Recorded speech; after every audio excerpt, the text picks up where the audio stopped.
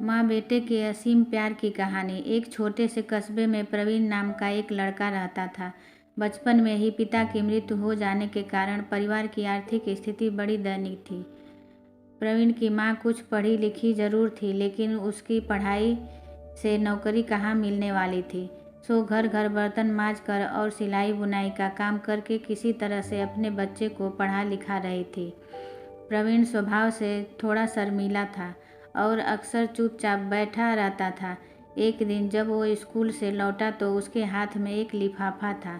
उसने माँ को लिफाफा पकड़ाते हुए कहा, माँ, मास्टर साहब ने तुम्हारे लिए ये चिट्ठी भेजी है, ज़रा देखो तो इसमें क्या लिखा है। माँ ने मन ही मन चिट्ठी पढ़ी और मुस्कुरा कर बोली, बेटा, इसमें लिखा है कि आपका बेटा काफ़ी होशियार है। इस स्कूल के बाकी बच्चों की तुलना में इसका दिमाग बहुत तेज है और हमारे पास इसे पढ़ाने लायक शिक्षक नहीं है, इसीलिए कल से आप इसे किसी और स्कूल में भेजें। यह बात सुनकर प्रवीण को स्कूल न जा सकने का दुख तो हुआ, पर साथ ही उसका मन आत्मविश्वास से भर गया कि वो कुछ खास है और उसकी बुद्धि तीव्र है।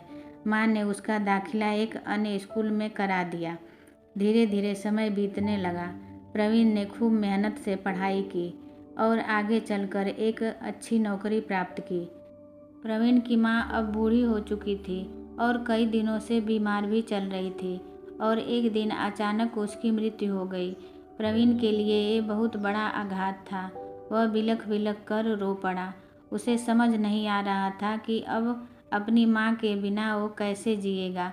रोते रोते ही उसने माँ की पुरानी अलमारी खोली और हाथ में उनकी माला, चश्मा और अन्य वस्तुएं लेकर चूमने लगा। उस अलमारी में प्रवीण के पुराने खिलौने और बचपन के कपड़े तक संभाल कर रखे हुए थे। प्रवीण एक एक कर सारी चीज़ें निकालने लगा और तभी उसकी नज़र एक पुरानी चिट्ठी पर पड़ी। दरअसल ये वही चिट्ठी थी जो मास्टर साहब ने उसे 18 साल पहले दी। नम आँखों से प्रवीण उसे पढ़ने लगा। आदरणीय अभिभावक, आपको बताते हुए हमें अफसोस हो रहा है कि आपका बेटा प्रवीण पढ़ाई में बेहद कमज़ोर है और खेल कूद में भी भाग नहीं लेता है। लगता है कि उम्र के हिसाब से प्रवीण की बुद्धि विकसित नहीं हो पाई है, अतः हम इसे अपने विद्यालय में पढ़ाने में असमर्थ हैं। आपसे निवेदन है कि प्रवीण का दाखिला किसी मंदबुद्धि विद्यालय में कराएं अथवा खुद घर पर रख कर इसे पढ़ाएं। सादर प्रिंसिपल। प्रवीण जानता था कि भले अब उसकी माँ इस दुनिया में नहीं रही, पर वो जहाँ भी रहे उनकी ममता, उनका आशीर्वाद सदा उस पर बना रहेगा। दोस्तों, माँ से बढ़कर त्याग और तपस्या की मूर्त भला और कौन हो सकता है। हम पढ़ लिख लें, बड़े होकर कुछ बन जाएं, इसके लिए वह चुपचाप ना जाने कितने कुर्बानियाँ देती है।